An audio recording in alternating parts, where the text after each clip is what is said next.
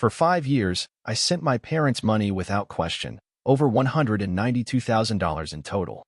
Then my brother accidentally sent a text meant for their private chat. No wife, no kids, no life. A total nobody. He wrote. But that wasn't the worst part. They had a plan to take even more, and I was about to find out how far they'd gone. Their plan was already in motion. On Christmas, I walked in, and so did my lawyer. Their secret plan collapsed in front of 72 guests when no wife, no kids, no life. A total nobody. That's what my brother wrote about me in the family group chat. He didn't mean to send it to me. The message was supposed to stay in their private little bubble, the one I'd been unknowingly funding for half a decade. But he messed up. One wrong tap, and there it was on my screen. I stared at those words for a full minute. No wife. No kids. No life. As if I were some pathetic ghost haunting their PayPal history. Then the last line. A total nobody. And that was just the warm-up. The real nightmare hadn't even started. Because what I didn't know, what I was about to find out, was that they had a plan. A detailed, deliberate plan. Not just to keep taking my money, but to take everything. The house. The savings. Even my identity. And the plan was already in motion. I found out 2 weeks before Christmas. By accident. A wrong text. A sloppy mistake. And once I started looking, really looking, I uncovered more than I ever expected. It wasn't just betrayal. It was coordinated theft. And on Christmas Day, I walked into that house, lawyer at my side, folder in hand, and watched their entire secret plan collapse in front of 72 stunned guests. But let me go back. Let me show you exactly how far they went. And why I'm never going back. I didn't start out with money. I built it. Freelance IT work. Long nights. Weekends. Then contracts. Then stability. The kind that lets you breathe a little. I didn't have much, but I had enough. And every time my mom called saying, "Sweetie, the heater broke again," I wired the money. Every time my brother said, "You wouldn't want Emma to lose her semester, right?" I sent it. I didn't even think twice. Over 5 years, I sent them $192,000. Quietly. Without receipts. Without recognition. And they made me believe I was supposed to. At first, it felt like being needed. Like I was the pillar of the family. Then it started to feel like being owned. I paid their mortgage for a year without knowing my name wasn't even on the house. I covered my brother's tuition when he said his financial aid got messed up. Later, I found out he dropped out that semester. Bought a motorcycle with my money. When I brought it up, he laughed.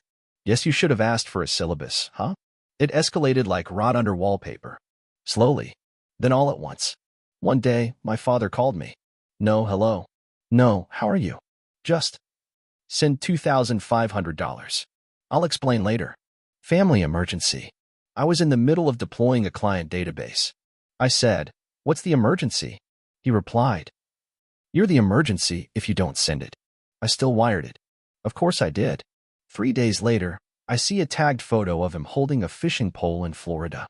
Caption: "Real men don't ask for permission. They go." I clicked unfollow. First real boundary I ever set. It didn't even make a sound. The real break started with the wrong message. It was a Wednesday, 11:47 a.m. I remember because I was eating leftover stir-fry and watching a crash log load. Ping. It was from my brother, David. We'd barely spoken in months. I expected a passive-aggressive meme.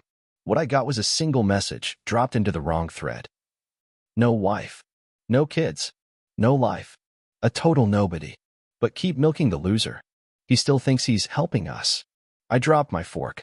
For a second, I thought it was a joke. Then Mom replied with a thumbs up. Dad responded, "Better him than the IRS." I sat frozen. My fingers went cold. They had a whole chat. A whole hidden thread where I was the punchline. For 5 years, I was their emergency contact, their meal ticket, their punching bag, and their joke. That's when I started digging. I didn't shout. I didn't rage text. I pulled out my laptop and searched. I checked every transaction I'd made in the last year. The $4,200 medical bill for Mom's knee, a payment to a cosmetic clinic in Scottsdale, the $8,000 property tax emergency, a transfer to something called Dovetail Consulting LLC, a shell company registered in my dad's name, using my address. The kicker? A pending credit application in my name for a $75,000 small business loan. I never applied. They were setting me up. Quietly. Legally. I logged into my Experian report and my stomach sank. A hard inquiry I didn't authorize. The same shell company name. They were trying to open a business account using my social security number. It had already been flagged, pending verification. I called the fraud line immediately. Froze my credit. Then I called a friend, a lawyer who owed me a favor. She said, "This isn't miscommunication. This is intent." 2 nights later, I got a second surprise. A family group chat message to everyone, this time from David. "Let's all be grateful for what Jack does, even if he has no life of his own." Laughing emoji. Thumbs up from Dad. Heart from Mom. And that was the moment I snapped. I pulled out my hard drive, the one I hadn't touched in 3 years. It had everything. Audio backups, screenshots, statements, every proof of payment, every voice memo where they called me the fallback plan, even a video of my dad laughing on speakerphone. He's too scared to say no. That's what makes him useful. I loaded the files and started building a folder I called Evidence Collapse Plan. But they weren't done. The final straw came 1 week before Christmas. My manager called me into a meeting. "You've been flagged," she said, confused. "Someone reported a conflict of interest, claiming you were using our servers to launder money through a family business." It was nonsense. I showed her everything. She believed me. But someone tried to sabotage me at my job. I knew exactly who. So I made a new call to someone they'd never expect. My lawyer and an old college roommate who now works in cybersecurity. And I told them, I want everything. Emails, metadata, traces. I want to know how far they've gone. My friend replied, "You sure you want to know?" I answered, "I don't want revenge. I want the truth loud and undeniable." Because Christmas was coming, and I was done waiting to be picked apart in silence. I never meant to walk into that church again. Not after everything. But when Mom called and said, "It's just a Christmas testimony night. A small family thing. We'd love for you to be there." Something in me said, "Fine, but it'll be on my terms." It was the same old building from my childhood. Wooden pews, fading hymn banners, the scent of cheap coffee and candle wax. The pastor stepped out in a red reindeer sweater and said, "Tonight, we celebrate families who stick together. Families who lift each other in hard times." I was sitting in the second to last row, coat zipped, hands in my pockets gripping a small remote. Everything was in place. My family sat closer to the front. My father in a blazer, mother with one of her gaudy brooches, brother up in the choir loft. He turned, saw me, and winked. "God, give me a steady hand." Behind the pulpit, a projector displayed the phrase, "Let us hear your story." It was open mic night. Everyone could say a few words about grace in the family. That's when my father stood up. "We're so happy our son Jack is here tonight. Been too long. Come on up, son. Say a few words." Dozens of heads turned. I stood, calm, no smile. I walked to the microphone. The pastor stepped back, nodded. I looked out at the crowd, 60, maybe 70 people. "This Christmas," I began, "I just want to share what family means, when it's real." Pause. Then I pressed the button in my pocket. The church speakers crackled, then played a voice. My father's voice. "He's got no life. No kids. No wife. He's easy to squeeze. By April, everything will be in his name." Gasps rippled through the room. Next came my brother. "Total nobody, but reliable. Always pays. Easy to rely on." Then my mother. "The grant's already approved. $75K. He won't even notice. We submitted everything to his address." The silence afterward was absolute. No one moved. Then I said, "They came here for grace. I came here for truth. Let's not confuse the two." Over the last 5 years, I sent them $192,000. I wasn't invited to holidays, but my money was. They applied for a veteran business grant using my name. Claimed I served in the military. I didn't. They took out a second mortgage on my condo. Transferred $24,000 out of my savings behind my back. And when the money started running dry, they called me a nobody. Someone near the front row whispered, "Is that real?" A woman 2 pews ahead covered her mouth. The pastor looked frozen. And then a door opened near the front. Mr. Andrew Mitchell, the church's volunteer accountant, stepped forward, holding a manila folder. 2 weeks ago, I saw a subsidy request filed in Jack's name. I've known Jack for years. He's never served. He never started a business with them. This is fraud. He handed copies to the pastor and a few guests. One man took his with trembling hands. My father stood, shouting, "This is fake. He must have twisted it. He's overreacting." I pulled a final document from my coat pocket. This is the original grant application. IP address? Your house. Attached photo? My passport, scanned on your computer. And that signature? Yours. The pastor spoke softly but firmly. We do not tolerate deceit. Not in this church. Not even, especially not during Christmas. My mother slumped into her seat like air had left her lungs. Aunt Margaret burst into tears. Someone in the choir walked out. 2 women in the front row rose and followed. One of them muttered, "I thought they were the example." My father took one more step toward the mic, pointing. "You're still our son. You owe us a second chance. You owe forgiveness." I looked him in the eye, my voice quiet but final. "I'm not your son. I'm not your wallet. I'm not your backup plan." I walked past him, past the pew where I once held a children's Bible, believing love was duty, past the pulpit where he preached humility and practiced theft. I didn't look back. Outside, snow fell quietly. I sat in my car, engine off, silence around me. I opened my phone, opened the folder marked Evidence, Final, and hit send. To the Department of Veteran Affairs, the Federal Grant Oversight Committee, a journalist who runs a podcast titled Family and Fraud. One line in the email. Recorded. Verified. Submitted. Let there be light. Silence after truth is louder than all the lies before it. In the days that followed the church testimony, my phone lit up like a crime scene. First came the calls from people who were there, then from people who heard from people who were there, and finally, from people who suddenly felt guilty. Mom struck first. A voice message. I listened to it in the dark kitchen, standing in socks, staring at the cold blue light of my fridge. I didn't want to see her face in my imagination. I didn't want to imagine her at all. "Honey, we made a mistake. I didn't know your dad went that far. I thought it was just temporary, until we got stable. I never meant for you to get hurt. Please talk to me." She sounded like she'd been crying. Maybe she had. I didn't care. An hour later, my inbox pinged. Email from Dad. Subject, "Let's be men about this. Jack, you crossed a line. That church stunt. It humiliated your mother. It humiliated me. If you want to settle this like adults, I suggest you drop the drama and we talk like men." He attached a PDF of 3 checks, totaling $15,000. A pathetic attempt at a refund. I didn't even download it. Then came my brother. Not from his number, from a burner account on Instagram. No photo. Username, Truth Hurts 1991. Nice TED Talk, loser. Hope you enjoy being alone forever. You were always the weakest. I didn't reply. I screenshot it. Saved it in a folder called Final Proof, Legacy. Then came something unexpected. My aunt called. The only one who hadn't laughed in the group chat. The only one who used to bring me books on my birthday. "Jack, they're panicking," she said. "Your dad is saying he'll sue you for defamation. But your mom's falling apart." I didn't respond right away. Then said, "They should have fallen apart before they built a castle on my bones." She was quiet. Then asked, "Do you think you'll ever speak to them again?" I laughed once. Cold, clipped. "I'll speak to them in court." The requests kept coming. My sister messaged me from a new number.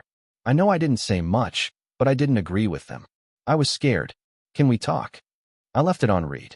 My cousin tagged me in a forgiveness quote on Facebook. Family isn't about blood. It's about who's there for you. I blocked her. My therapist once told me, boundaries aren't cruel. They're clarity. So I made mine loud. That week, I gave an interview. A small podcast run by a woman who escaped her own toxic family. Episode title, Inheritance of Silence, When Blood Betrays You. I didn't name them. I didn't need to. The facts were enough. When she asked me, "What would you say to people who say, but they're still your family?"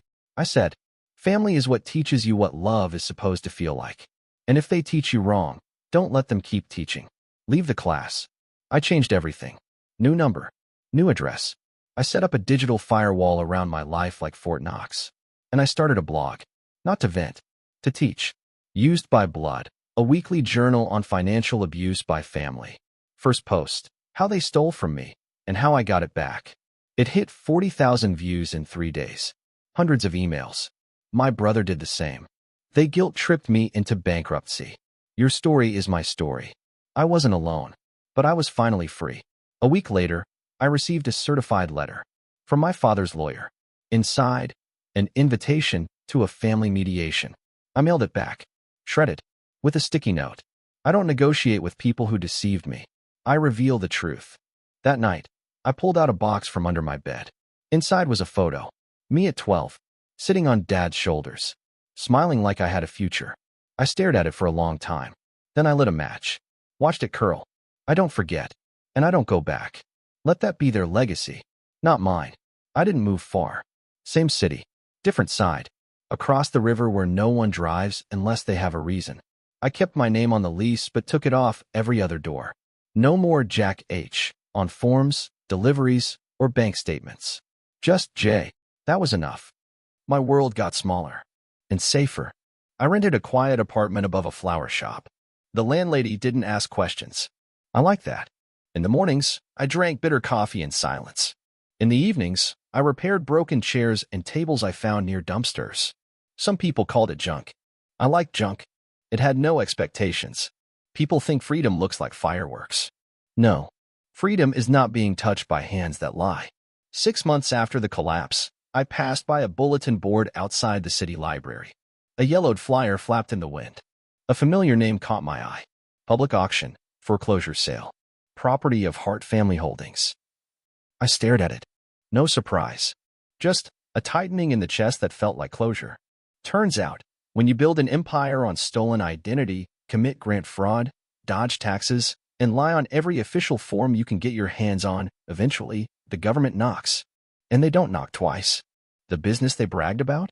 Seized. Their bank accounts? Frozen. The grant? Revoked. Their accountant? Under investigation. And the cherry on top? They tried to claim bankruptcy. The court said, not without disclosing the fraud. They didn't. They lost everything. My aunt called me weeks later. She'd always been the one who sat silently at family dinners, not laughing but not speaking. Now she spoke. Your father tells people he's retired. Truth is, the church asked him to leave.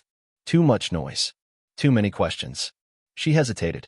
He works night shifts at a liquor store now. Scans IDs. Tries not to make eye contact. I said nothing. Your mom doesn't go out anymore. Grocery delivery. Doctor appointments at odd hours. She keeps the curtains closed even in daylight.